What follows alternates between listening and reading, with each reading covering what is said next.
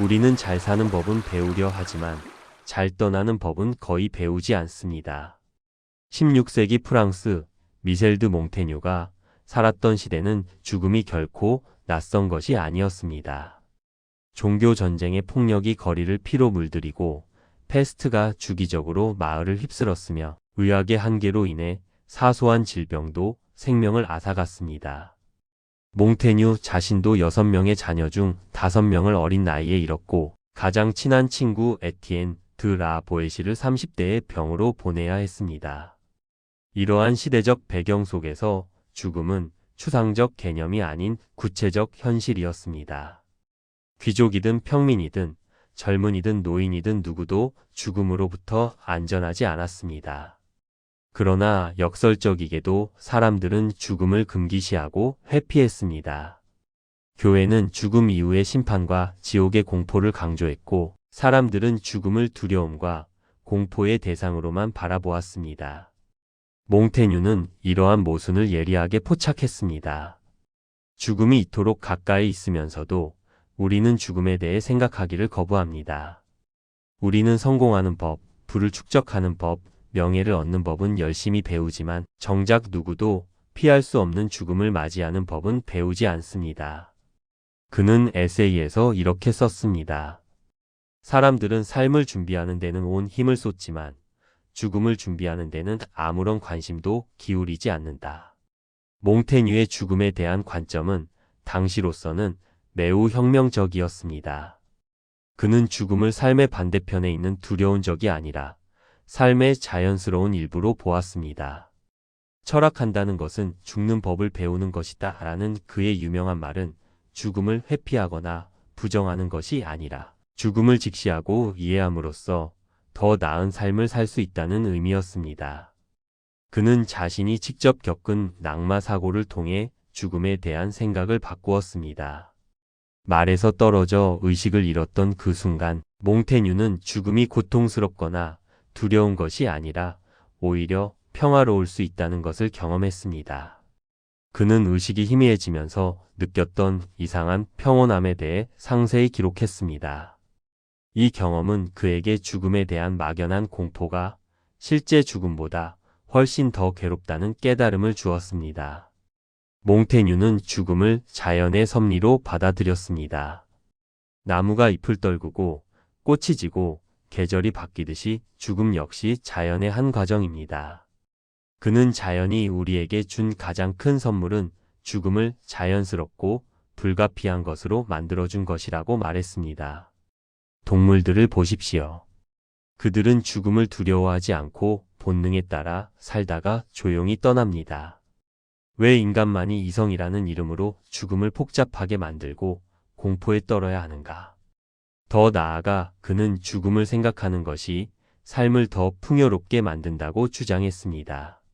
우리가 영원히 살 것처럼 행동할 때 우리는 시간을 낭비하고 중요하지 않은 것에 집착하며 진정으로 소중한 것들을 놓칩니다. 하지만 죽음을 의식할 때 우리는 매 순간의 소중함을 깨닫고 우선순위를 명확히 하며 더 진정성 있게 살 수 있습니다. 많은 사람들이 오해하듯이 죽음을 생각하는 것은 삶을 포기하거나 비관적으로 사는 것을 의미하지 않습니다. 오히려 그 반대입니다. 몽테뉴에게 죽음을 명상하는 것은 삶을 더욱 적극적으로, 더욱 의미 있게 살기 위한 방법이었습니다. 그는 초기 에세이에서는 스토아 철학의 영향으로 죽음을 항상 염두에 두고 살아야 한다고 주장했습니다. 하지만 나이가 들고 경험이 쌓이면서 그의 관점은 더욱 성숙해졌습니다. 후기 에세이에서 그는 죽음에 대해 너무 많이 생각하는 것도 문제다. 죽음을 자연스럽게 받아들이되 삶에 집중하라고 조언합니다. 이것이 바로 몽테뉴 철학의 정수입니다. 극단을 피하고 균형을 찾는 것, 죽음을 부정하지도 않지만 집착하지도 않는 것입니다. 죽음을 생각한다는 것은 삶의 유한성을 인정하는 것입니다. 우리에게 주어진 시간이 무한하지 않다는 것을 알 때 우리는 더 이상 나중에라는 말로 중요한 일들을 미루지 않게 됩니다. 사랑하는 사람에게 사랑한다고 말하고 꿈꾸던 여행을 떠나고 의미 있는 일에 시간을 쏟게 됩니다. 몽테뉴는 이렇게 말합니다. 내 삶이 짧다는 것을 알기에 나는 그것을 깊이 있게 만들려 한다. 또한 죽음을 생각하는 것은 겸손함을 배우는 것입니다. 우리가 아무리 부유하고 권력이 있고 똑똑해도 죽음 앞에서는 모두 평등합니다. 이 깨달음은 우리를 오만함으로부터 보호하고 타인에 대한 연민과 공감을 키웁니다. 왕이든 거지든 모두 같은 운명을 마주한다는 사실은 우리에게 인간 존재의 본질적 평등을 가르쳐 줍니다. 결국 몽테뉴가 죽음을 말한 이유는 죽음 그 자체에 집착하기 위함이 아니라 더 나은 삶을 살기 위함이었습니다. 잘 떠나는 법을 배운다는 것은 곧 잘 사는 법을 배운다는 것과 다르지 않습니다. 두 가지는 동전의 양면처럼 분리할 수 없는 하나입니다. 몽테뉴는 우리에게 죽음을 통해 삶을 바라보라고 권합니다. 인생의 마지막 순간에 후회하지 않을 삶을 지금 살라고 말합니다. 다른 사람의 기대나 사회적 압박이 아닌 자신의 진정한 가치관에 따라 살라고 조언합니다. 명예나 부와 같은 외적인 것들에 집착하기보다는 우정, 사랑, 자기인식과 같은 내적인 풍요를 추구하라고 격려합니다. 그의 철학은 오늘날 우리에게도 여전히 유효합니다. 현대 사회는 몽테뉴 시대보다 더욱 죽음을 은폐하고 회피합니다. 병원이라는 격리된 공간에서 죽음이 일어나고 노화는 숨겨야 할 것으로 여겨지며 죽음에 대한 대화는 여전히 금기시됩니다. 우리는 영원한 젊음과 건강을 추구하며 죽음을 극복해야 할 적으로 봅니다. 하지만 몽테뉴는 우리에게 묻습니다. 죽음을 부정함으로써 우리는 정말 더 행복해졌는가? 죽음을 회피함으로써 우리는 정말 더 잘 살게 되었는가? 아마도 그 반대일 것입니다. 죽음을 외면할수록 우리는 삶의 의미를 잃어가고 현재의 순간을 놓치며 진정으로 중요한 것이 무엇인지 잊어버립니다. 잘 사는 법은 배우려 하지만 잘 떠나는 법은 거의 배우지 않는다는 몽테뉴의 지적은 500년이 지난 지금도 우리의 가슴을 울립니다. 그는 우리에게 용기를 줍니다. 죽음을 직시할 용기, 유한성을 받아들일 용기, 그리고 그럼에도 불구하고 충만하게 살아갈 용기를 말입니다. 몽테뉴가 가르쳐 준 것은 단순합니다. 죽음은 삶의 끝이 아니라 삶의 일부입니다. 죽음을 생각하는 것은 삶을 포기하는 것이 아니라 삶을 더욱 깊이 이해하는 것입니다. 그리고 잘 떠나는 법을 배우는 것은 결국 잘 사는 법을 배우는 것입니다. 우리에게 필요한 것은 죽음에 대한 공포도 아니고 죽음에 대한 낭만화도 아닙니다. 그저 죽음을 자연스럽게 받아들이고 그 사실을 알면서도 매일을 의미 있게, 진정성 있게, 사랑으로 가득 차게 사는 것입니다. 이것이 바로 몽테뉴가 우리에게 남긴 가장 큰 선물이자 그가 평생을 걸쳐 실천하고자 했던 철학입니다. 몽테뉴가 살았던 16세기나 지금이나 사람들은 잘 산다는 것을 소유의 문제로 착각합니다. 더 큰 집, 더 많은 돈, 더 높은 지위를 얻는 것이 곧 잘 사는 것이라 믿습니다. 하지만 몽테뉴는 이러한 생각에 근본적인 의문을 제기합니다. 그는 자신의 에세이에서 이렇게 말합니다. 우리는 소유물을 늘리는 데는 관심이 많지만 자신을 아는 데는 시간을 쓰지 않는다. 몽테뉴 자신은 귀족 출신으로 성과 재산을 물려받았지만 그것이 행복을 보장하지 않는다는 것을 잘 알고 있었습니다. 오히려 그는 공직에서 물러나 자신의 성탑에 칩거하며 독서와 사색에 몰두하는 삶을 선택했습니다. 몽테뉴에게 사는 법을 배운다는 것은 외부의 것을 축적하는 기술이 아니었습니다. 그는 가장 위대한 일은 자기 자신의 주인이 되는 것이라고 말했습니다. 아무리 많은 것을 가져도 내면이 공허하면 진정한 삶이 아닙니다. 세상의 모든 부를 손에 넣어도 자신이 누구인지 모른다면 그것은 빈 껍데기에 불과합니다. 그는 당시 유행하던 욕망의 사다리 타기를 거부했습니다. 하나를 얻으면 또 다른 것을 원하고 그것을 얻으면 더 큰 것을 갈망하는 끝없는 경주 말입니다. 몽테뉴는 이러한 삶이 평화를 가져다 주지 않는다는 것을 간파했습니다. 진정한 부는 많이 가진 것이 아니라 적은 것으로도 만족할 줄 아는 마음에서 온다고 그는 믿었습니다. 현대인들은 효율성과 생산성에 집착합니다. 더 많은 일을 더 짧은 시간에 해치우고 모든 순간을 생산적으로 채워야 한다고 믿습니다. 하지만 몽테뉴의 시각에서 보면 이것 역시 삶의 본질을 놓치는 것입니다. 몽테뉴는 느림의 철학을 실천했습니다. 그는 서두르지 않고 천천히 책을 읽었고 산책하며 사색했으며 친구들과 긴 대화를 나누었습니다. 그에게 삶은 빨리 통과해야 할 경주 코스가 아니라 음미해야 할 포도주 같은 것이었습니다. 나는 급하게 살기보다는 깊이 살고 싶다는 그의 말은 이를 잘 보여줍니다. 그는 바쁨이 종종 삶으로부터의 도피라는 것을 알았습니다. 사람들은 자신과 마주하기 두려워 끊임없이 움직이고 일정을 채우고 생각할 틈을 주지 않습니다. 하지만 진정한 삶은 멈춤 속에서, 고요함 속에서 발견됩니다. 몽테뉴는 자신의 서재에서 홀로 보내는 시간을 가장 소중히 여겼습니다. 그곳에서 그는 자기 자신과 진솔한 대화를 나눌 수 있었기 때문입니다. 또한 그는 모든 것을 경험하려는 탐욕을 경계했습니다. 모든 나라를 여행하고 모든 음식을 맛보고 모든 지식을 섭렵하려는 욕심은 결국 아무것도 제대로 음미하지 못하게 만듭니다. 몽테뉴는 적은 것을 선택하되 그것을 온전히 경험하는 삶을 추구했습니다. 그에게 삶의 질은 양이 아닌 깊이에서 결정되었습니다. 그렇다면 몽테뉴가 말하는 사는 법을 배운다는 것의 진짜 의미는 무엇일까요? 그것은 바로 있는 그대로의 자신과 세상을 마주하고 받아들이는 법입니다. 몽테뉴의 에세이는 자기 자신을 있는 그대로 들여다보는 작업이었습니다. 그는 자신의 약점, 두려움, 모순, 실수를 숨기지 않고 기록했습니다. 나는 나 자신을 그리되 옷을 벗은 채로 그린다고 그는 말했습니다. 이것은 엄청난 용기가 필요한 일입니다. 우리는 보통 자신의 좋은 면만 보이고 싶어 하고 약한 모습은 감추려 하기 때문입니다. 하지만 몽테뉴는 자기 기만이야말로 불행의 근원이라고 보았습니다. 자신을 있는 그대로 받아들이지 못하면 우리는 끊임없이 가면을 쓰고 살아야 합니다. 남들의 기대에 부응하기 위해, 이상적인 모습을 연기하기 위해 자신을 억압하고 왜곡합니다. 이것이 얼마나 피곤하고 공허한 삶인지 그는 잘 알고 있었습니다. 진정한 자유는 자기 수용에서 시작됩니다. 나의 한계를 인정할 때 나는 비로소 그 한계 안에서 최선을 다할 수 있습니다.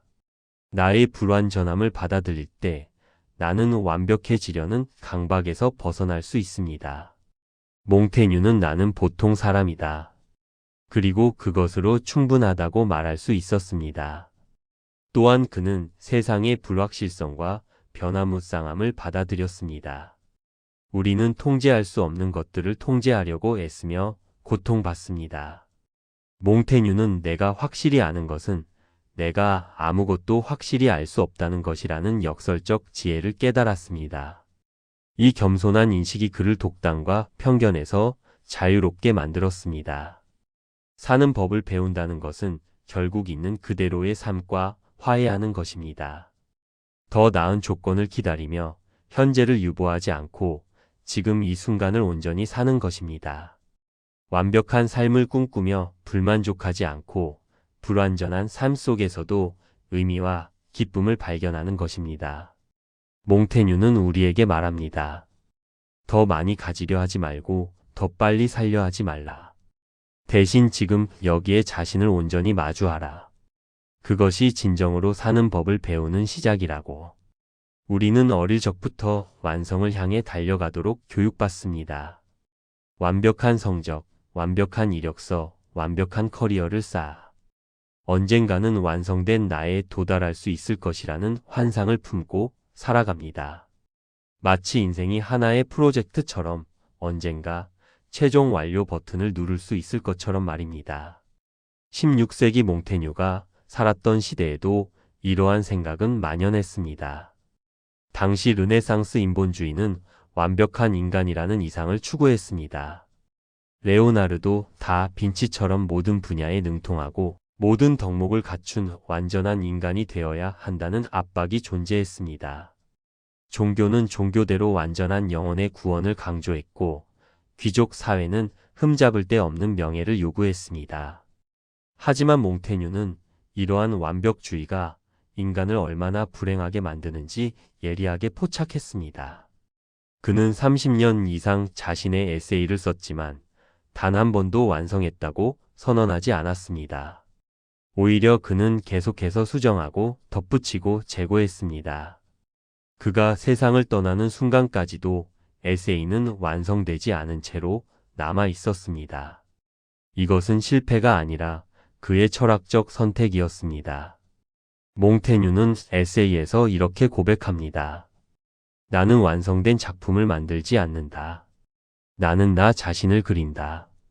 그리고 나는 매일 변하는 사람이다. 이 말 속에는 깊은 통찰이 담겨 있습니다. 인간은 고정된 존재가 아니라 끊임없이 변화하는 과정 속에 있다는 것, 그렇기에 완성된 나라는 개념 자체가 허구라는 것입니다. 몽테뉴는 자신의 삶을 통해 완벽한 인생이란 존재하지 않는다는 것을 증명했습니다. 그는 귀족 출신으로 교육받고 보르도 시장을 지냈으며 왕의 조언자이기도 했습니다. 겉으로 보기에는 성공한 삶이었지만 그 역시 수많은 고통과 실패를 경험했습니다. 그는 6명의 자녀 중 5명을 잃었고 신장결석이라는 극심한 통증에 시달렸으며 종교 전쟁의 혼란 속에서 목숨의 위협을 받기도 했습니다. 가장 사랑했던 친구 라 보에시를 잃은 슬픔은 평생 그를 따라다녔습니다. 그는 자신이 우유부단하고 게으르며 기억력도 나쁘다고 솔직히 고백했습니다. 이것이 바로 몽테뉴의 위대함입니다. 그는 자신의 불완전함을 숨기지 않았습니다. 몽테뉴는 우리는 모두 누더기 옷으로 만들어졌다고 말했습니다. 완벽한 천이 아니라 이리저리 기운 천 조각들이 우리의 본질이라는 것입니다. 좋은 날도 있고 나쁜 날도 있으며 현명한 순간도 있고 어리석은 순간도 있습니다. 이것이 인간입니다. 우리는 하나의 완전한 정체성이 아니라 수많은 모순과 변화 속에 존재하는 복합적인 존재입니다. 그는 고대 철학자들이 제시한 이상적 인간상도 거부했습니다. 스토아 철학자들이 말하는 초연한 현자, 플라톤이 말하는 이성적 인간, 이 모든 것이 현실의 인간과는 동떨어진 환상이라고 보았습니다. 나는 초인이 되고 싶지 않다. 그저 인간이고 싶다는 그의 말은 완벽주의에 대한 거부 선언이었습니다. 완벽하지 않아도 괜찮다는 것, 아니 완벽하지 않은 것이 오히려 인간다운 것이라는 깨달음이었습니다. 그렇다면 몽테뉴는 우리에게 아무런 노력도 하지 말고 대충 살라고 말하는 걸까요? 결코 아닙니다. 그가 말하고자 한 것은 완성을 향한 집착에서 벗어나되 준비된 태도를 가지고 살라는 것이었습니다. 몽테뉴에게 준비된 태도란 무엇이었을까요? 첫째, 그것은 변화를 받아들일 준비였습니다. 삶은 예측 불가능하고 계획대로 흘러가지 않습니다. 몽테뉴는 나는 내 삶을 통제할 수 없다는 것을 배웠고 그것이 나를 자유롭게 했다고 말했습니다. 완벽한 계획을 세우는 것이 아니라 어떤 상황에서도 대응할 수 있는 유연한 마음을 갖추는 것이 중요했습니다. 둘째, 그것은 자기인식의 태도였습니다. 몽테뉴는 매일 자신을 관찰하고 기록했습니다. 자신의 감정, 생각, 행동을 있는 그대로 바라보는 연습을 멈추지 않았습니다. 이것은 완벽해지기 위한 자기 개선이 아니라 자신을 더 잘 이해하기 위한 노력이었습니다. 나 자신을 안다는 것은 평생의 과업이다 하라고 그는 말했습니다. 셋째, 그것은 죽음에 대한 준비였습니다.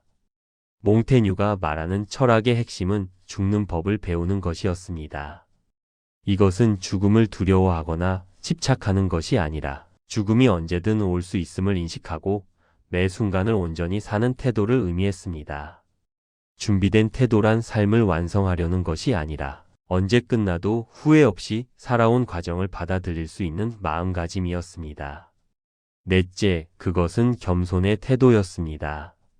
내가 무엇을 아는가? 라는 몽테뉴의 유명한 질문은 회의주의적 선언이었습니다. 우리는 모든 것을 알 수 없고 모든 것을 해낼 수 없습니다. 이 한계를 인정하는 것이 오히려 진정한 지혜의 시작이었습니다. 준비된 태도란 자신의 무지를 인정하고 계속 배우려는 열린 마음을 갖는 것이었습니다.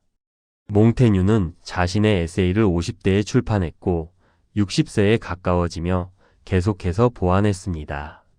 많은 사람들이 노년을 인생의 쇠퇴기, 실패의 증거로 여기지만 몽테뉴는 전혀 다른 관점을 제시했습니다. 그에게 노년은 정리의 시간이었습니다. 나이가 들수록 나는 더 가벼워진다고 그는 말했습니다. 젊었을 때는 증명해야 할 것도 많았고 성취해야 할 것도 많았습니다. 하지만 나이가 들면서 그는 불필요한 집착들을 하나둘 내려놓을 수 있었습니다. 타인의 시선, 명예에 대한 욕심, 완벽해야 한다는 강박, 이 모든 것들이 점차 사라져갔습니다. 노년의 정리란 단순히 물건을 버리는 것이 아닙니다. 그것은 삶을 돌아보고 자신이 무엇을 소중히 여겼는지 깨닫고 진정으로 의미 있었던 것들을 확인하는 시간입니다. 몽테뉴는 나이 들어서야 비로소 나는 내 삶을 살았다고 말할 수 있었습니다. 완벽하지 않았지만 진실했고 완성되지 않았지만 충만했던 삶이었습니다. 그는 우리에게 말합니다. 완성된 인생을 꿈꾸지 말라고. 그 대신 매일 준비된 마음으로 살라고.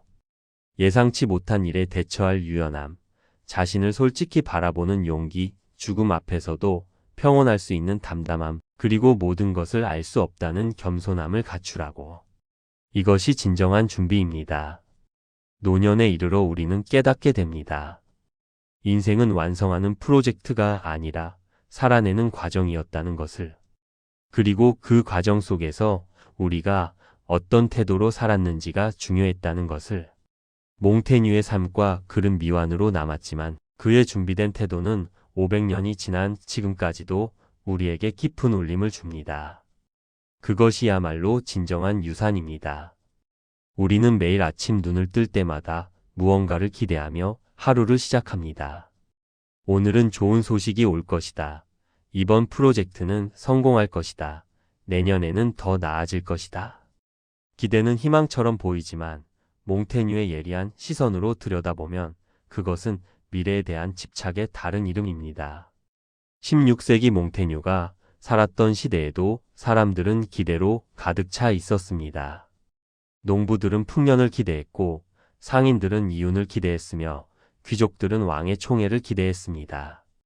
종교는 내세의 구원을 기대하라고 가르쳤고 철학자들은 완벽한 사회를 기대하며 이상향을 논했습니다. 하지만 몽테뉴는 이러한 기대들이 사람들을 더욱 불안하게 만든다는 것을 발견했습니다. 그는 자신의 에세이에서 이렇게 말합니다. 우리는 결코 현재에 있지 않다. 우리는 항상 미래를 예상하거나 과거를 후회한다. 기대란 본질적으로 지금 이 순간을 부정하는 것입니다. 현재가 충분하지 않기에 미래에서 무언가를 얻어야 한다는 믿음, 지금은 불완전하지만 나중에는 완전해질 것이라는 환상, 이것이 바로 기대의 정체입니다. 몽테뉴는 사람들이 평생을 준비하며 산다는 사실에 주목했습니다. 학생 시절에는 졸업후를 준비하고 청년 시절에는 성공한 중년을 준비하며 중년에는 안락한 노년을 준비합니다. 하지만 정작 삶 자체는 언제 시작되는 걸까요? 우리는 항상 무언가를 기대하며 미래를 향해 달려가지만 실제로 사는 것은 지금 이 순간뿐입니다. 기대는 우리를 현재로부터 끊임없이 소외시키는 집착입니다. 몽테뉴는 자신의 경험을 통해 기대의 함정을 깨달았습니다. 그는 젊은 시절 법관과 보르도 시장으로 활발한 공직 생활을 했습니다. 당시 그는 더 높은 지위, 더 큰 명예, 더 많은 영향력을 기대했습니다. 하지만 그 기대들이 충족되는 순간에도 만족은 찾아오지 않았습니다. 오히려 새로운 기대가 그 자리를 채웠고 불안은 사라지지 않았습니다. 그래서 그는 38세의 공직에서 물러나 자신의 성탑에 칩거하기로 결심했습니다. 이것은 단순한 은퇴가 아니라 기대로부터의 해방이었습니다. 그는 더 이상 승진을 기대하지 않아도 되었고 왕의 인정을 기대하지 않아도 되었으며 역사의 이름을 남기기를 기대하지 않아도 되었습니다. 그 순간 비로소 그는 현재를 살 수 있게 되었습니다. 몽테뉴는 기대가 클수록 현재의 가치를 평가절하한다는 것을 깨달았습니다. 큰 성공을 기대하는 사람은 작은 행복을 느끼지 못합니다. 완벽한 사랑을 기대하는 사람은 눈앞의 따뜻한 관계를 소홀히 합니다. 이상적인 미래를 기대하는 사람은 불완전하지만 진실한 현재를 외면합니다. 기대는 마치 눈앞의 풍경을 가리는 안개와 같아서 우리가 실제로 가진 것을 보지 못하게 만듭니다. 그는 또한 기대가 우리의 행동을 왜곡한다는 것을 알았습니다. 우리는 기대에 부응하기 위해 진짜 하고 싶은 일 대신 해야 할 것 같은 일을 선택합니다. 다른 사람의 기대를 충족시키기 위해 자신의 목소리를 억누릅니다. 미래의 보상을 기대하며 현재의 고통을 참아냅니다. 하지만 그렇게 도달한 미래에서도 우리는 또 다른 기대에 사로잡혀 여전히 현재를 놓치게 됩니다. 몽테뉴는 이렇게 썼습니다. 내가 가진 것에 만족하는 법을 배우기 전까지 나는 항상 가지지 못한 것에 불안했다. 이것이 기대의 역설입니다. 우리는 기대가 충족되면 행복할 것이라 믿지만 실제로는 기대 자체가 불행의 원인입니다. 기대는 우리를 끝없는 추구의 쳇바퀴에 가두고 도달 불가능한 미래를 향해 달리게 만들며 정작 손안에 있는 현재는 놓치게 만듭니다. 그렇다면 우리는 아무것도 기대하지 말아야 할까요? 몽테뉴는 그렇게 극단적이지 않았습니다.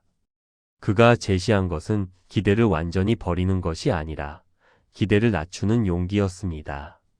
이것은 체념이나 패배주의가 아닙니다. 오히려 현실을 직시하고 진정한 자유를 얻기 위한 적극적인 선택입니다. 몽테뉴는 나는 많은 것을 원하지 않는다. 그래서 나는 자유롭다고 말했습니다. 현대 사회는 우리에게 끊임없이 더 많은 것을 기대하라고 압박합니다. 더 높은 연봉, 더 큰 집, 더 화려한 경력, 더 완벽한 관계를 꿈꾸라고 부추깁니다. 하지만 몽테뉴는 정반대의 길을 걸었습니다. 그는 적은 것으로 만족하는 법을 배웠고 그 과정에서 진정한 평화를 발견했습니다. 기대를 낮춘다는 것은 포기가 아니라 현실과의 화해입니다. 완벽한 삶을 기대하지 않으면 불완전한 삶 속에서도 기쁨을 찾을 수 있습니다. 극적인 성공을 기대하지 않으면 작은 성취에도 감사할 수 있습니다. 타인이 나를 완전히 이해해 주기를 기대하지 않으면 부분적인 이해만으로도 깊은 연결을 느낄 수 있습니다. 기대를 낮추는 순간 현재가 주는 선물들이 비로소 보이기 시작합니다. 몽테뉴에게 이것은 용기가 필요한 일이었습니다. 왜냐하면 우리 사회는 야망 없는 사람, 큰 꿈이 없는 사람을 실패자로 간주하기 때문입니다. 기대를 낮춘다는 것은 사회적 성공의 경주에서 내려오는 것을 의미했습니다. 하지만 몽테뉴는 이렇게 반문합니다. 내가 원하지 않는 경주에서 이기는 것이 무슨 의미가 있는가? 진정한 용기는 남들이 원하는 것을 쫓는 것이 아니라 자신이 진정으로 원하는 것이 무엇인지 알고 그것에 만족하는 것입니다. 그는 또한 기대를 낮추는 것이 노력을 포기하는 것과는 다르다고 강조했습니다. 그는 여전히 매일 글을 쓰고 책을 읽고 사색했습니다. 하지만 그것은 어떤 거창한 목표를 달성하기 위해서가 아니라 그 행위 자체가 의미 있었기 때문입니다. 결과에 대한 기대 없이 과정을 즐기는 것, 이것이 몽테뉴가 발견한 삶의 비밀이었습니다. 몽테뉴는 59세의 생을 마감했습니다. 그의 에세이는 미완성으로 남았고 그가 세운 거창한 업적도 없었으며 역사를 바꾼 혁명적 사상도 제시하지 못했습니다. 하지만 그는 자신의 삶에 만족하며 떠났습니다. 왜냐하면 그는 기대에 매이지 않고 매 순간을 충실히 살았기 때문입니다. 그가 우리에게 남긴 가장 큰 교훈은 이것입니다. 불안은 미래에서 오는 것이 아니라 기대에서 옵니다. 우리가 기대를 내려놓을 때 비로소 현재를 온전히 경험할 수 있습니다. 완벽한 내일을 꿈꾸는 대신 불완전한 오늘을 받아들일 때 우리는 진정한 평화를 만납니다. 몽테뉴는 말합니다. 나는 내 인생에서 위대한 것을 기대하지 않았다. 그래서 나는 모든 순간을 위대하게 만들 수 있었다. 이것은 체념이 아니라 해방입니다. 기대를 낮추는 용기야말로 현재를 온전히 살아내는 유일한 방법입니다. 그리고 현재를 온전히 사는 사람만이 진정으로 불안해서 자유로울 수 있습니다. 사람들은 내려놓는다는 말을 들으면 곧바로 패배자의 이미지를 떠올립니다. 꿈을 포기한 사람, 세상과의 싸움에서 진 사람, 더 이상 노력하지 않기로 결심한 사람을 상상합니다. 현대 사회는 끊임없이 더 높이, 더 빠르게, 더 많이 쟁취하라고 외칩니다. 이런 세상에서 내려놓는다는 것은 마치 인생의 레이스에서 중도 포기하는 것처럼 보입니다. 16세기 몽테뉴가 38세의 공직을 그만두고 자신의 성으로 돌아갔을 때 많은 사람들이 의아해했습니다. 보르도의 시장이라는 명예로운 지위, 왕실과의 연결, 정치적 영향력, 이 모든 것을 그는 내려놓았습니다. 주변 사람들은 그가 세상에 지쳐 은둔한 것이라 생각했고 야망 없는 나약한 인간이 되었다고 수군거렸습니다. 하지만 몽테뉴 자신은 전혀 다른 이야기를 했습니다. 그는 자신의 에세이에서 이렇게 선언했습니다. 나는 도망친 것이 아니라 돌아온 것이다. 나 자신에게로. 그가 내려놓은 것은 삶이 아니라 삶을 방해하는 것들이었습니다. 타인의 기대, 사회적 가면, 끝없는 경쟁, 의미 없는 명예에 대한 집착, 이런 것들을 내려놓았을 뿐입니다. 그리고 그 순간 비로소 그는 진짜 삶을 시작할 수 있었습니다. 많은 이들이 착각하듯이 내려놓음은 포기와 다릅니다. 포기는 할 수 없어서 그만두는 것이지만 내려놓음은 할 수 있지만 하지 않기로 선택하는 것입니다. 몽테뉴는 충분히 더 높은 지위에 오를 수 있었습니다. 그의 능력과 인맥이라면 왕의 측근이 될 수도 있었을 것입니다. 하지만 그는 그 길을 선택하지 않았습니다. 그가 내려놓은 것은 능력이 아니라 욕망이었습니다. 그는 여전히 매일 글을 썼고 사색했으며 방대한 독서를 이어갔습니다. 오히려 공직의 짐을 내려놓은 후 그의 지적 활동은 더욱 풍성해졌습니다. 에세이라는 새로운 문학 형식을 창조했고 자기 성찰의 깊이를 더해갔습니다. 이것이 포기한 사람의 삶일까요? 오히려 그는 불필요한 것을 내려놓음으로써 진정으로 중요한 것에 집중할 수 있게 되었습니다. 몽테뉴는 이렇게 말했습니다. 나는 야망을 버린 것이 아니라 나의 진짜 야망을 발견했다. 그의 진짜 야망은 권력이나 명예가 아니라 자기 자신을 이해하는 것, 진실하게 사는 것, 자유로운 영혼으로 존재하는 것이었습니다. 세상이 말하는 성공의 사다리에서 내려온 것은 포기가 아니라 자신만의 길을 걷기 시작한 것이었습니다. 또 다른 오해는 내려놓음을 체념으로 보는 것입니다. 체념은 어쩔 수 없지라며 수동적으로 현실을 받아들이는 태도입니다. 하지만 몽테뉴의 내려놓음은 전혀 수동적이지 않았습니다. 그것은 능동적이고 의식적인 선택이었습니다. 체념한 사람은 삶을 관조하지 않습니다. 그저 흘러가는 대로 내버려 둘 뿐입니다. 하지만 몽테뉴는 매일 자신의 삶을 관찰하고 기록했습니다. 자신의 감정, 생각, 행동을 면밀히 살펴보며 끊임없이 질문했습니다. 나는 왜 이렇게 느끼는가? 이것이 정말 옳은가? 내가 진정으로 원하는 것은 무엇인가? 이것은 체념이 아니라 가장 적극적인 삶의 태도였습니다. 몽테뉴가 내려놓은 것은 희망이 아니라 환상이었습니다. 완벽한 삶에 대한 환상, 모든 것을 통제할 수 있다는 환상, 언젠가 모든 문제가 해결될 것이라는 환상을 내려놓았습니다. 하지만 동시에 그는 현실적인 희망을 품었습니다. 불완전한 삶 속에서도 의미를 찾을 수 있다는 희망, 조금씩 더 나은 사람이 될 수 있다는 희망, 진실한 관계 속에서 행복을 느낄 수 있다는 희망 말입니다. 그는 이렇게 썼습니다. 나는 세상을 바꿀 수 없다는 것을 인정했다.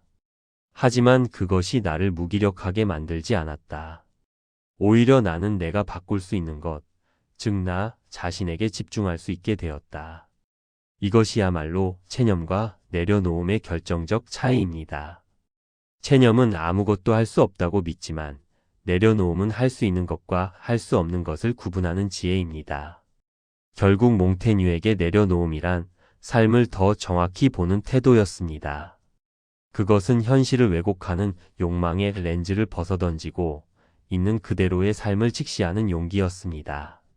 우리는 흔히 욕망이 삶을 확대해준다고 착각하지만 실제로는 욕망이 시야를 좁히고 현실을 왜곡합니다.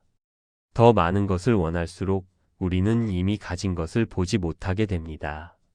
몽테뉴는 내려놓음으로써 비로소 선명하게 볼 수 있었습니다. 명예에 대한 집착을 내려놓자 진정한 우정이 보였습니다. 완벽함에 대한 강박을 내려놓자 불완전함 속의 아름다움이 보였습니다. 미래에 대한 불안을 내려놓자 현재의 순간이 얼마나 소중한지 깨달았습니다.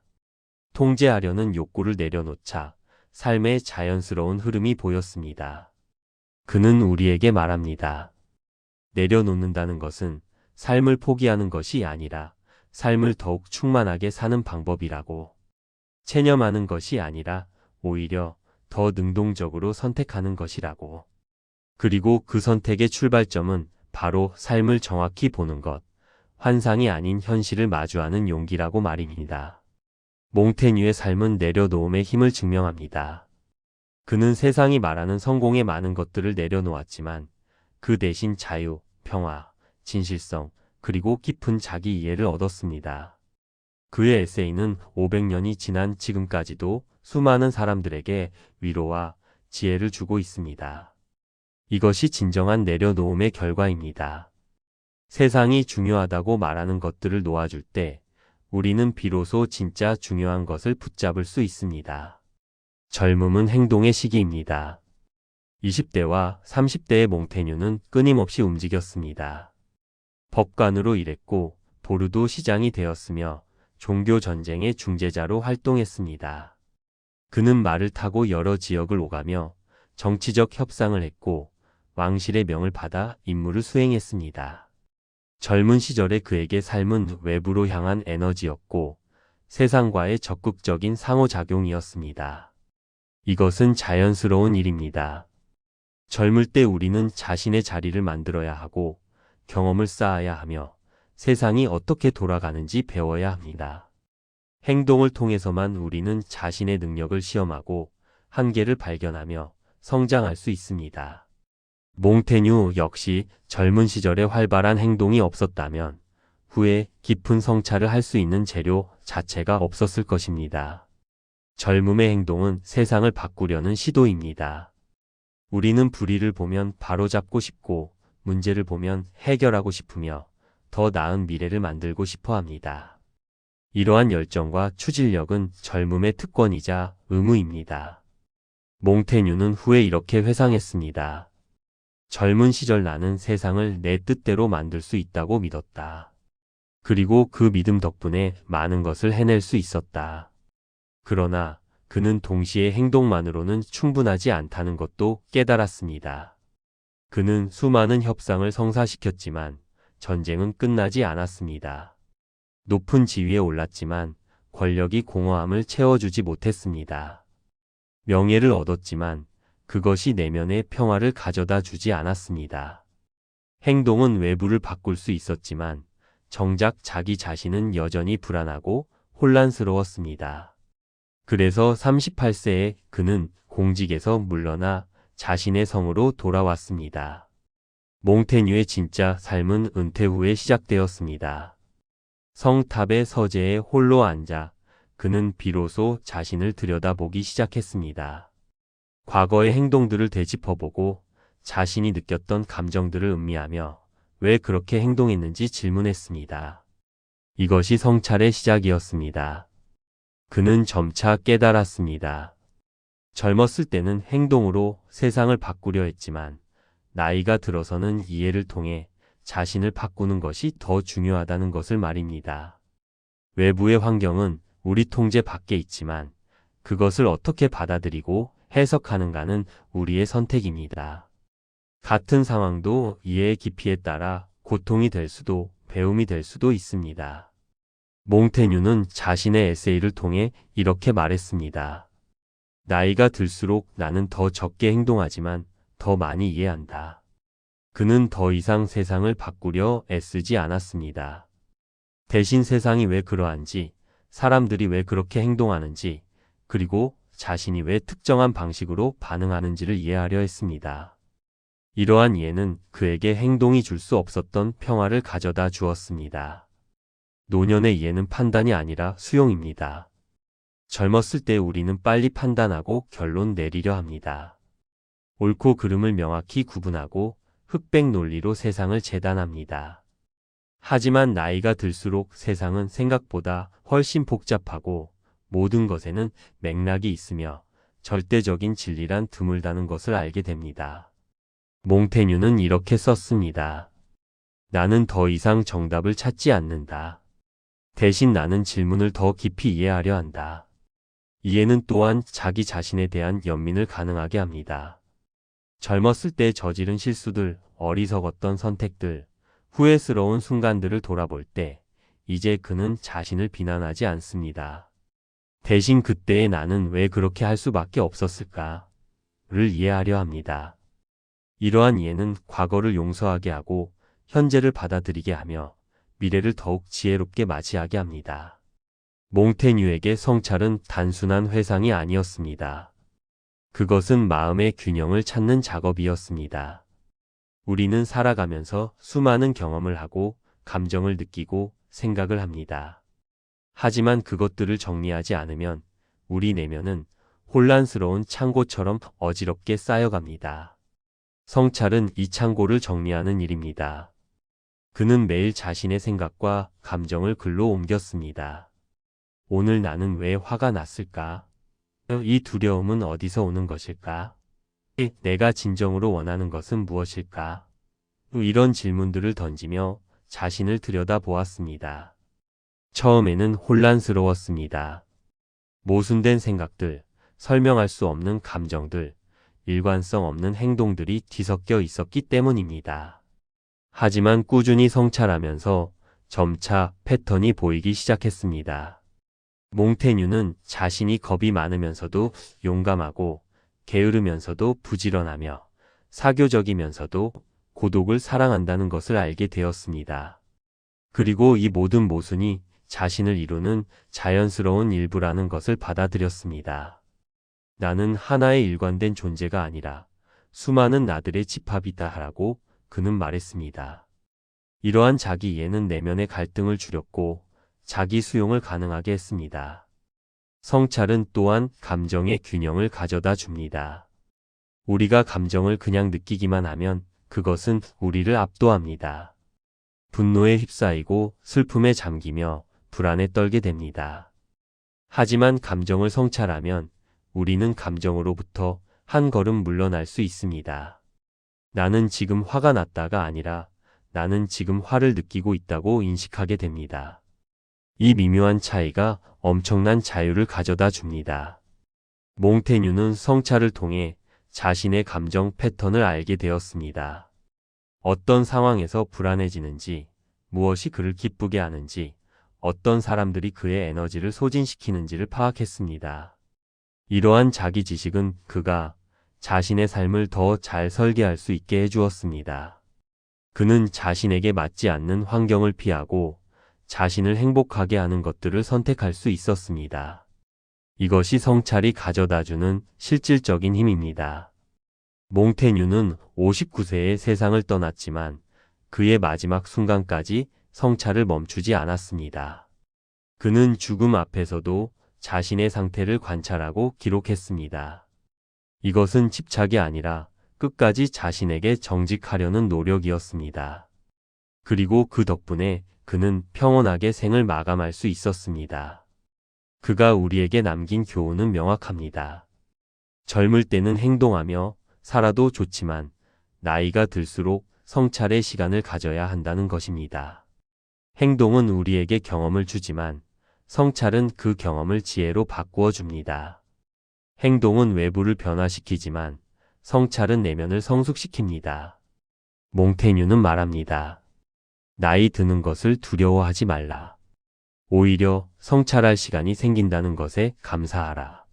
노년은 쇠퇴가 아니라 내면의 꽃이 피는 시기입니다. 더 이상 세상을 향해 달려가지 않아도 되기에 우리는 비로소 자신을 향해 걸어갈 수 있습니다. 그리고 그 여정 끝에서 우리는 마음의 균형과 평화를 발견하게 됩니다. 성찰은 노년의 가장 큰 선물입니다. 그것은 우리가 살아온 삶을 이해하게 해주고 현재를 온전히 받아들이게 하며 남은 시간을 지혜롭게 살 수 있게 해줍니다. 몽테뉴의 삶이 증명하듯이 진정한 성숙은 많은 것을 이룬 데서 오는 것이 아니라 자신을 깊이 이해한 데서 옵니다. 대부분의 사람들은 혼자 있는 것을 두려워합니다. 친구들과의 약속이 취소되면 불안해하고 주말에 혼자 있게 되면 무엇이라도 해야 할 것 같은 강박에 사로잡힙니다. 현대 사회는 끊임없는 연결을 요구합니다. 소셜미디어는 24시간 우리를 다른 사람들과 연결시키고 혼자 있는 것을 마치 낙오된 것처럼 느끼게 만듭니다. 혼자 식당에 가거나 영화를 보는 것조차 용기가 필요한 일이 되어버렸습니다. 몽테뉴가 살았던 16세기에도 상황은 크게 다르지 않았습니다. 귀족들은 끊임없이 사교 모임에 참석해야 했고 왕실의 행사에 얼굴을 내밀어야 했으며 정치적 동맹을 위해 연회를 열어야 했습니다. 혼자 있는 것은 사회적 실패의 징표처럼 여겨졌습니다. 권력과 명예는 타인과의 관계 속에서만 유지될 수 있었기 때문입니다. 하지만 몽테뉴는 38세에 이 모든 것으로부터 물러났습니다. 그는 자신의 성탑에 서재를 마련하고 그곳에서 혼자만의 시간을 보내기 시작했습니다. 사람들은 그가 세상에 등을 돌렸다고 외로워서 은둔한 것이라고 생각했습니다. 하지만 몽테뉴 자신은 전혀 다르게 말했습니다. 나는 외롭지 않다. 나는 고독하다. 그리고 이 둘은 완전히 다른 것이다. 외로움은 타인이 없어서 느끼는 결핍입니다. 하지만 고독은 자신과 함께 있음으로써 느끼는 충만함입니다. 몽테뉴는 이렇게 썼습니다. 우리는 혼자 있는 법을 배워야 한다. 왜냐하면 결국 우리가 진정으로 함께 할 수 있는 사람은 오직 우리 자신뿐이기 때문이다. 그에게 고독은 도피가 아니라 귀환이었습니다. 타인의 시선과 기대로 가득한 세상에서 벗어나 진짜 자신에게로 돌아가는 여정이었습니다. 몽테뉴의 서재에는 책들이 가득했지만 그가 그곳에서 한 가장 중요한 일은 독서가 아니었습니다. 그것은 자기 자신과의 대화였습니다. 그는 매일 자신에게 질문을 던졌습니다. 나는 왜 이렇게 느끼는가? 내가 진정으로 원하는 것은 무엇인가? 나는 어떤 사람인가? 그리고 그 답을 글로 써내려갔습니다. 처음에는 답이 명확하지 않았습니다. 오히려 질문이 더 많아졌습니다. 자신이 생각했던 것보다 훨씬 복잡하고 모순적인 존재라는 것을 발견했기 때문입니다. 어떤 날은 용감했다가 어떤 날은 겁이 많았고 어떤 순간은 관대했다가 어떤 순간은 인색했습니다. 사교적인 면모와 고독을 사랑하는 면모가 공존했고 이성적인 판단과 감정적인 충동이 교차했습니다.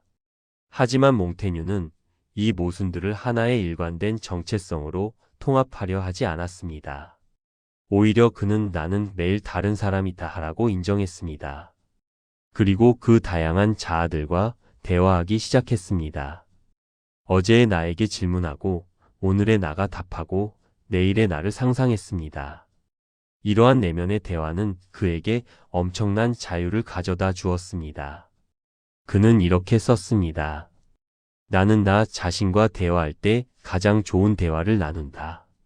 왜냐하면 나는 내 앞에서 가식을 부릴 필요가 없기 때문이다. 타인과의 대화에서 우리는 항상 어느 정도 연기를 합니다. 상대방을 배려하고 인상을 관리하며 말을 조심합니다. 하지만 자기 자신과의 대화에서는 완전히 솔직할 수 있습니다. 추한 생각도, 부끄러운 감정도, 비겁한 욕망도 숨기지 않고 마주할 수 있습니다. 이러한 대화를 통해 몽테뉴는 자신을 점점 더 깊이 이해하게 되었습니다. 자신의 약점을 알게 되었고 강점을 발견했으며 한계를 받아들였습니다. 가장 중요한 것은 자기 자신을 친구처럼 대하기 시작했다는 것입니다. 판단하고 비난하는 대신 이해하고 수용했습니다. 나는 나의 가장 오래된 친구이자 마지막까지 함께할 동반자다라고 그는 말했습니다. 몽테뉴가 혼자 있는 시간을 통해 얻은 가장 큰 선물은 타인의 평가로부터의 자유였습니다. 공직 생활을 하는 동안 그는 끊임없이 평가받았습니다. 왕은 그의 충성심을 의심했고 동료들은 그의 능력을 견제했으며 백성들은 그의 결정을 비판했습니다. 그는 항상 누군가의 시선을 의식하며 살아야 했습니다. 하지만 서재에서 혼자 있을 때 그 모든 시선이 사라졌습니다. 누가 그를 어떻게 생각하는지는 더 이상 중요하지 않았습니다. 그는 더 이상 인상을 관리할 필요가 없었고 기대에 부응할 필요도 없었으며 평판을 지킬 필요도 없었습니다. 오직 자기 자신에게만 정직하면 되었습니다. 이것이야말로 진정한 자유였습니다. 몽테뉴는 깨달았습니다.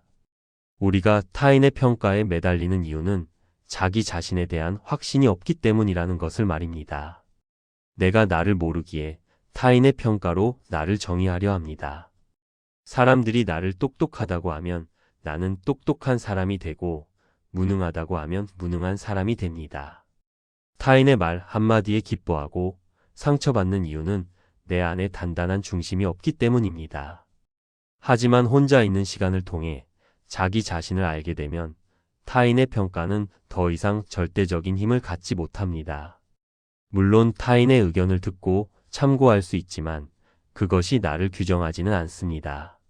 몽테뉴는 이렇게 말했습니다. 사람들이 나를 어떻게 생각하든 나는 내가 누구인지 안다. 그것으로 충분하다. 이것은 오만이 아니라 자기 확신이었습니다. 그는 또한 타인의 평가로부터 자유로워지면서 역설적으로 타인과의 관계도 더 진정성 있어졌다는 것을 발견했습니다. 인정받으려는 욕구가 사라지자 그는 진심으로 타인에게 관심을 가질 수 있었습니다. 좋은 인상을 주려는 강박이 사라지자 자연스럽고 편안한 관계를 맺을 수 있었습니다. 평가받는 것에 대한 두려움이 사라지자 솔직하고 진실한 대화가 가능해졌습니다. 몽테뉴의 고독은 세상으로부터의 도피가 아니었습니다. 오히려 그것은 세상으로 돌아가기 위한 준비였습니다. 그는 혼자 있는 시간을 통해 자신을 재충전했고 내면의 균형을 회복했으며 명료한 시각을 되찾았습니다. 그리고 그렇게 충전된 에너지로 다시 세상과 관계를 맺었습니다. 그는 완전히 은둔하지 않았습니다. 친구들을 초대하기도 했고 여행을 떠나기도 했으며 필요할 때는 중재자로 나서기도 했습니다. 하지만 이제 그는 사회적 관계에 의존하지 않았습니다. 혼자 있어도 충만했고 함께 있어도 자신을 잃지 않았습니다. 고독을 통해 얻은 자기 확신이 그를 지탱했기 때문입니다. 몽테뉴는 우리에게 말합니다. 혼자 있는 시간을 두려워하지 말라고. 그것은 외로움이 아니라 자유이고 고립이 아니라 재충전이며 도피가 아니라 귀환이라고. 우리가 진정으로 나 자신과 친구가 될 때 비로소 타인과도 진정한 관계를 맺을 수 있습니다. 고독은 삶을 피하는 것이 아니라 삶을 더 깊이 살기 위한 필수적인 시간입니다. 그가 남긴 에세이는 혼자 있는 시간의 결실입니다. 500년이 지난 지금도 수많은 사람들이 그의 글을 읽으며 위로와 지혜를 얻습니다. 이것이 바로 고독의 힘입니다. 혼자 있는 시간 속에서 우리는 가장 보편적인 인간의 진실을 발견하고 그것을 통해 모든 사람과 연결될 수 있습니다. 우리는 흔히 잘 준비된 삶을 물질적 안정이나 사회적 성공으로 착각합니다. 충분한 저축, 안정적인 직업, 탄탄한 인맥이 있으면 인생이 준비된 것이라 믿습니다. 하지만 몽테뉴는 전혀 다른 관점을 제시합니다. 그에게 잘 준비된 삶이란 외부 조건이 아니라 내면의 태도에 관한 것이었습니다. 몽테뉴는 귀족 출신으로 재산도 있었고 보르도 시장이라는 지위도 가졌으며 왕실과의 연결도 탄탄했습니다. 외부에서 보기에는 완벽하게 준비된 삶이었습니다. 하지만 그는 끊임없이 불안했습니다. 타인의 평가에 흔들렸고 성공과 실패에 집착했으며 예상치 못한 일들에 당황했습니다. 그래서 깨달았습니다. 아무리 많은 것을 준비해도 삶은 결코 우리가 계획한 대로 흘러가지 않는다는 것을 말입니다. 그는 38세에 공직에서 물러나 자신의 성으로 돌아왔습니다. 그곳에서 그는 진짜 준비를 시작했습니다. 물질을 쌓는 것이 아니라 마음을 다듬는 준비였습니다. 외부의 조건을 통제하려는 대신 내면의 태도를 가꾸는 작업이었습니다. 그리고 그 과정에서 그는 잘 준비된 삶의 세 가지 특징을 발견했습니다. 젊은 시절 몽테뉴는 타인의 평가에 매우 민감했습니다. 누군가 그를 칭찬하면 우쭐했고 비난하면 상처받았습니다. 친구가 자신을 소홀히 대하면 불안했고 동료가 자신을 질투하면 화가 났습니다. 관계는 그에게 기쁨의 원천이기도 했지만 동시에 고통의 원천이기도 했습니다. 하지만 나이가 들고 자기 자신을 깊이 알게 되면서 그는 관계에 덜 흔들리게 되었습니다. 이것은 타인을 덜 사랑한다는 의미가 아니었습니다. 오히려 더 진정성 있게 사랑할 수 있게 되었다는 뜻이었습니다. 다만 타인의 반응에 자신의 가치를 의존하지 않게 된 것입니다. 몽테뉴는 이렇게 썼습니다. 나는 친구를 사랑한다. 하지만 그가 나를 사랑하지 않는다고 해서 내 가치가 줄어들지는 않는다. 이것이 준비된 삶의 첫 번째 특징입니다. 타인의 인정 없이도 자기 자신을 확신할 수 있는 것, 관계가 깨져도 자신이 무너지지 않는 것입니다. 그는 자기 자신이라는 단단한 중심을 갖추었기에 타인의 행동이나 말에 쉽게 흔들리지 않았습니다. 이것은 냉정함이나 무관심과는 달랐습니다. 그는 여전히 따뜻한 마음으로 사람들을 대했습니다. 다만 상대방의 반응이 자신의 가치를 결정하도록 내버려 두지 않았습니다. 누군가 그를 오해해도 비난해도 떠나가도 그는 자신이 누구인지 알고 있었습니다. 이러한 내면의 안정감이 역설적으로 그를 더 좋은 친구로, 더 좋은 대화 상대로 만들었습니다. 인정받으려는 욕구가 없었기에 그는 순수하게 상대방에게 집중할 수 있었습니다. 그는 또한 관계의 유한성을 받아들였습니다. 모든 관계는 언젠가 끝난다는 것을 알았습니다. 죽음이 오거나 이별이 오거나 변화가 옵니다. 가장 친했던 친구 라 보에시를 잃은 후 그는 깊은 슬픔을 겪었지만 동시에 관계의 덧없음을 이해하게 되었습니다. 그래서 현재의 관계를 더욱 소중히 여기되 그것에 집착하지는 않았습니다. 이것이 준비된 삶의 지혜였습니다. 몽테뉴는 젊은 시절 성공에 집착했습니다. 모든 협상을 성사시켜야 했고 모든 문제를 해결해야 했으며 모든 프로젝트를 완성해야 했습니다. 결과가 좋으면 기뻤고 나쁘면 절망했습니다. 그의 행복과 불행은 전적으로 결과에 달려 있었습니다. 하지만 나이가 들면서 그는 깨달았습니다. 우리가 통제할 수 있는 것은 노력뿐이지 결과가 아니라는 것을 말입니다. 아무리 잘 준비해도 예상치 못한 변수가 개입하고 아무리 최선을 다해도 실패할 수 있습니다. 반대로 별로 노력하지 않아도 운 좋게 성공하기도 합니다. 결과는 우리 손을 벗어나 있습니다. 몽테뉴는 이렇게 말했습니다. 나는 이제 결과가 아니라 과정에서 만족을 찾는다. 그는 글을 쓸 때 걸작을 만들어야 한다는 압박에서 벗어났습니다. 대신 글 쓰는 행위 자체를 즐겼습니다. 자신의 생각을 정리하는 과정, 적절한 단어를 찾는 즐거움, 문장이 완성되는 순간의 기쁨, 이런 것들이 그에게 충분한 보상이었습니다. 에세이가 출판되어 인정받든 말든 그것은 부차적인 문제였습니다.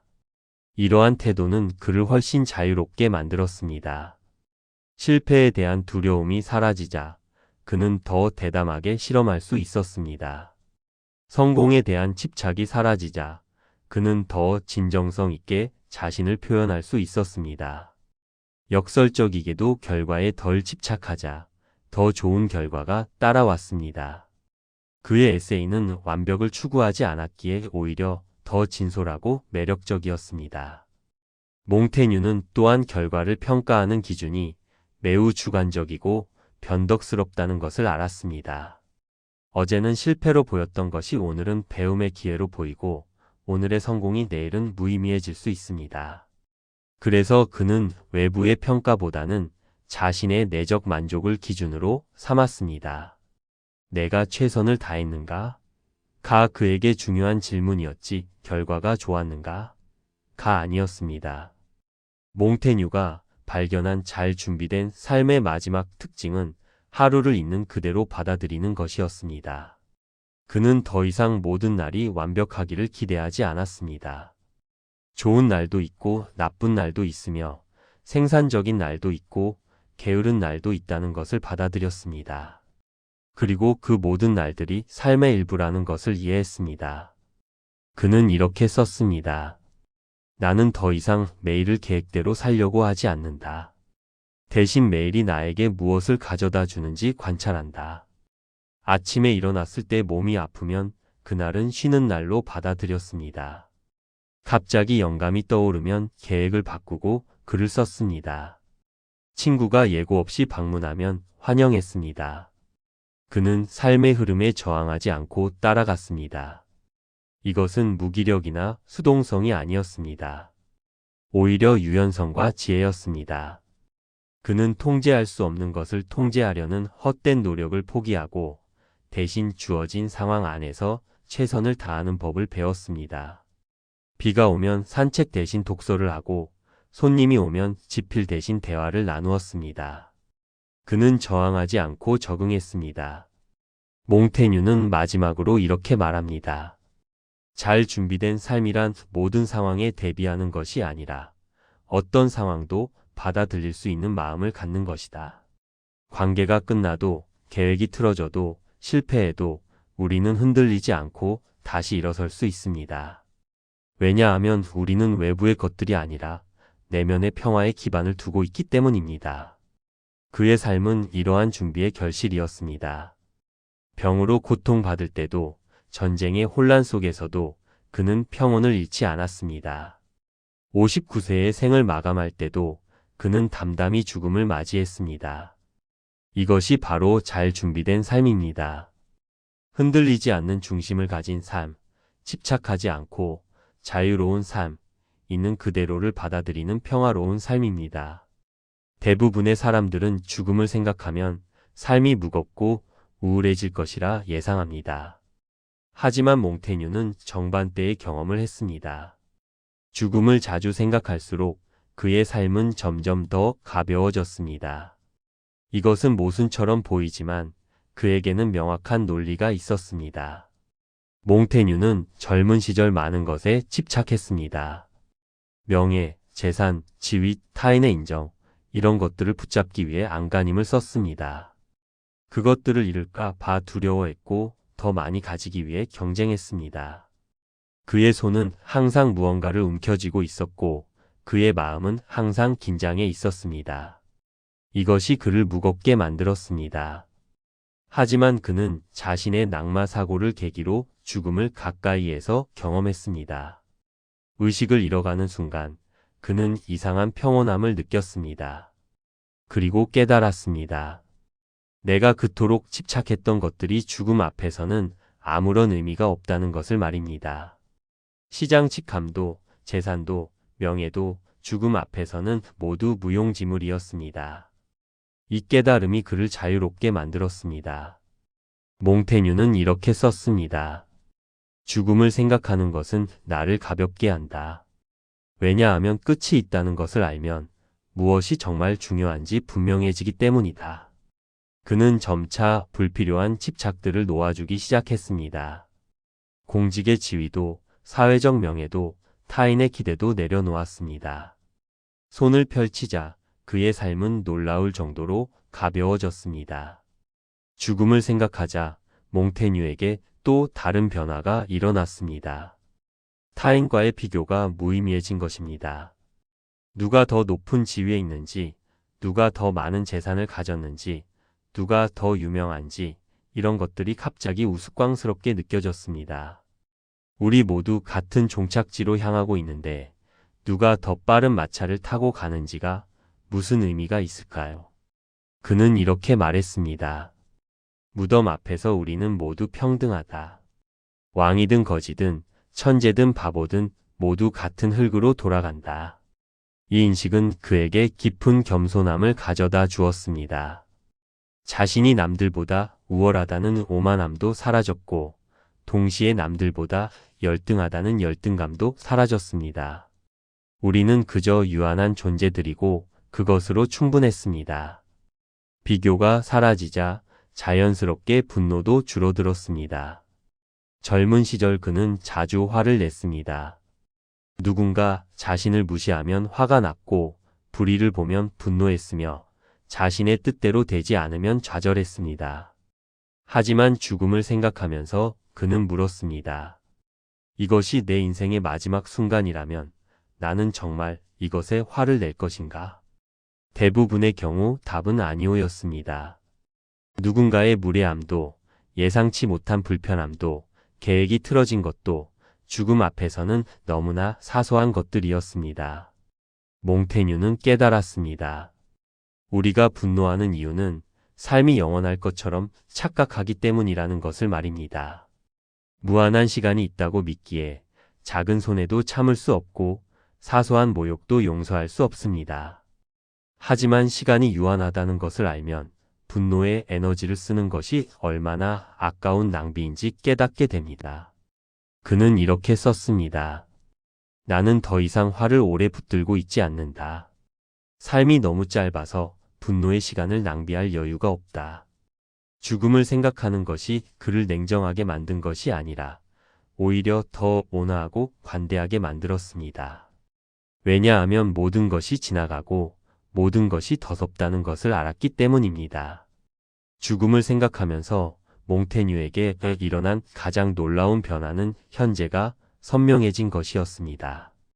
역설적이게도 끝을 의식할수록 지금 이 순간이 더욱 생생하게 다가왔습니다. 마치 사진에 초점이 맞춰지듯 죽음이라는 배경이 현재를 또렷하게 만들었습니다. 그는 더 이상 언젠가라는 말을 하지 않게 되었습니다. 언젠가 여행을 가야지, 언젠가 그 책을 읽어야지, 언젠가 사랑한다고 말해야지, 이런 막연한 미루기가 사라졌습니다. 왜냐하면 언젠가는 오지 않을 수도 있다는 것을 알았기 때문입니다. 그래서 그는 지금 여행을 떠났고, 지금 책을 펼쳤으며, 지금 사랑을 표현했습니다. 몽테뉴는 이렇게 말했습니다. 내가 죽을 것을 알기에 나는 지금을 산다. 그는 아침에 눈을 뜰 때마다 감사했습니다. 또 하루를 살 수 있다는 것이 선물처럼 느껴졌습니다. 맛있는 음식을 먹을 때, 친구와 대화를 나눌 때, 햇살을 느끼며 산책할 때 모든 순간이 더욱 소중해졌습니다. 왜냐하면 그것이 마지막일 수도 있다는 것을 알았기 때문입니다. 그는 또한 현재의 불완전함도 받아들일 수 있게 되었습니다. 완벽한 날만을 기다리지 않았습니다. 비가 와도 괜찮았고 몸이 아파도 괜찮았으며 계획대로 되지 않아도 괜찮았습니다. 왜냐하면 이 불완전한 순간조차도 그의 제한된 삶의 일부였고 그것 나름의 의미가 있었기 때문입니다. 죽음을 생각하는 것은 완벽을 추구하게 만드는 것이 아니라 불완전함 속에서도 삶의 아름다움을 발견하게 만들었습니다. 몽테뉴는 죽음을 생각하면서 역설적으로 삶을 더 깊이 살게 되었습니다. 집착을 내려놓았지만 무관심해진 것이 아니라 오히려 더 진지하게 현재에 임하게 되었습니다. 비교를 멈췄지만 노력을 포기한 것이 아니라 자신만의 방식으로 의미 있게 살기로 선택했습니다. 분노를 줄였지만 정의감을 잃은 것이 아니라 더 지혜롭게 에너지를 쓰게 되었습니다. 그는 이렇게 썼습니다. 철학한다는 것은 죽는 법을 배우는 것이다. 그리고 죽는 법을 배우는 것은 곧 사는 법을 배우는 것이다. 이 문장에 그의 모든 통찰이 담겨 있습니다. 죽음을 생각하는 것은 삶을 부정하는 것이 아니라 삶을 더욱 선명하고 충만하게 만드는 방법입니다. 몽테뉴가 발견한 것은 이것입니다. 가벼움은 피상적인 것이 아니라 오히려 깊이의 다른 이름입니다. 집착으로 가득 찬 무거운 삶은 실은 표면적이고 산만합니다. 하지만 죽음을 의식함으로써 얻은 가벼움은 본질에 집중하게 만들고 진짜 중요한 것을 더 깊이 경험하게 합니다. 그는 59세의 생을 마감했습니다. 죽음이 그를 찾아왔을 때 그는 두려워하지 않았습니다. 오히려 평생 준비해온 손님을 맞이하듯 담담히 받아들였습니다. 그의 삶은 죽음을 생각함으로써 가벼워졌고 그 가벼움 속에서 진정으로 깊고 의미 있는 삶이 꽃피었습니다. 이것이 바로 몽테뉴가 우리에게 남긴 가장 큰 교훈입니다. 끝을 알기에 우리는 자유로워질 수 있고 죽음을 생각하기에 우리는 진정으로 살 수 있습니다. 우리는 완벽한 삶이 아니라 담담한 삶을 준비해야 합니다. 몽테뉴는 59년의 삶을 살았습니다. 그리 길지도 짧지도 않은 시간이었습니다. 그는 거대한 업적을 남기지 않았고 역사를 바꾸지도 않았으며 완벽한 철학 체계를 세우지도 않았습니다.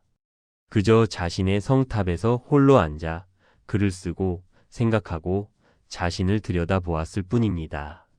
하지만 그가 남긴 것은 500년이 지난 지금까지도 수많은 사람들에게 위로와 지혜를 줍니다. 왜일까요? 그것은 그가 완벽한 삶을 추구하지 않았기 때문입니다. 대신 그는 담담한 삶을 살았습니다. 자신의 불완전함을 숨기지 않고 삶의 모순을 인정하며 매일 조금씩 자신을 이해해 나갔습니다.